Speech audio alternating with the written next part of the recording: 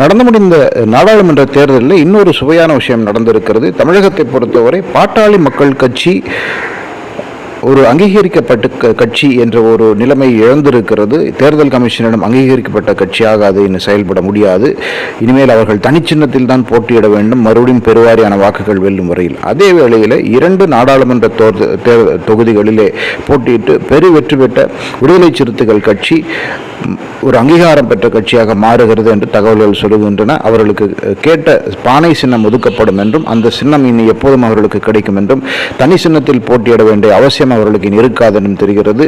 ஆக இந்த நாடாளுமன்ற தேர்தலை பொறுத்தவரை பாமகவுக்கு ஒரு பின்னடைவு என்று சொல்லலாம். சின்னத்தை பொறுத்தவரை திருமாவளவனுடைய விடுதலை சிறுத்தைகள் கட்சிக்கு ஒரு மிகப்பெரிய முன்னேற்றம் என்று சொல்லலாம். அதில் எந்த சந்தேகங்களை 2 இடத்திலே திருமாவளவன் பாராளுமன்ற தேர்தலில் வென்றிருந்தார். அவரும் ரவிக்குமாரும் வென்றிருக்கிறார்கள்.